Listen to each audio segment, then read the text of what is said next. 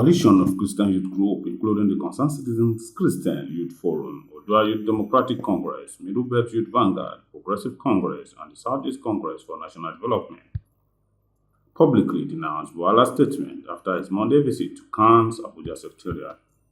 Bwala had told the media that Western athletes and US lawmakers were painting an inaccurate picture of Nigeria and that there were no genocide against Christians. While addressing journalists in Abuja during a press conference, leader of the coalition, Adama James, said Bwala's remark contradicts Khan's position. While addressing journalists in Abuja during a press briefing, leader of the coalition, Adama James, said Bwala's remark contradicts Khan's position and amounted to a deliberate misrepresentation and gross distortion of the truth. The group claimed that targeted killings, displacement, and destruction of communities in Benue, Plateau, Southern Kaduna, Taraba, and other Christian-dominant areas constitute a sustained campaign of extermination and ethnic cleansing. They argued that Bwala, who hails from Borno State, one of the regions hardest hit by Boko Haram, has denied the suffering of his own people, causing further pain to survivors and displaced persons. The coalition urged Nigerian leaders to acknowledge the truth, avoid politicizing the issues, and support genuine effort to address the root causes of the violence. As a nation, it is time to heal and time to move on, but only if we all lend our voice to the truth rather than standing in denial of it. We commend our security forces for their relentless fight against all agents of war and terror in our nation. And we enjoin all well-meaning leaders and stakeholders at all levels and across divide to stand by the truth and unite for the cause of enduring and sustainable peace. It didn't start with this administration.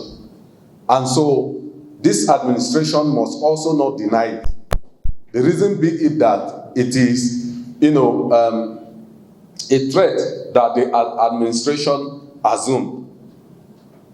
As it is presently, the administration themselves are trying everything possible to conquer this war, to win this war against terror, against terrorists, against bandits in our nation.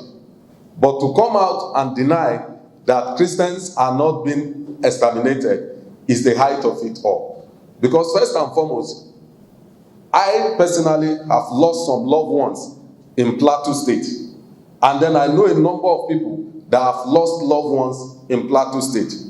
Between 2017 rather, to 2019-2020, I was in Plateau State. And where I have my investment, in fact, the whole of that investment was totally and completely destroyed in the 3 local governments where those investments are.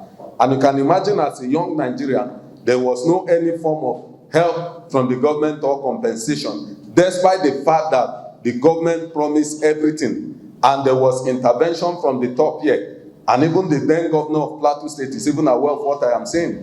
And so I know personally a number of people who lost their loved ones. Silence about the outright lie that is being propagated against the leadership of the Christian community in Nigeria, to come to the public speak and outrightly make a statement that is contrary to that which was made in the meeting with the PFM chairman is against our faith and it's an insult to our faith as a people. Against the leadership of Khan is an insult to our people. So that statement must be withdrawn. And this is not something that will be taken lightly. Because if you allow it to pass, quietly, further actions will still be repeated in the future. And that is going to be detrimental to the progress of the Christian community and as a nation.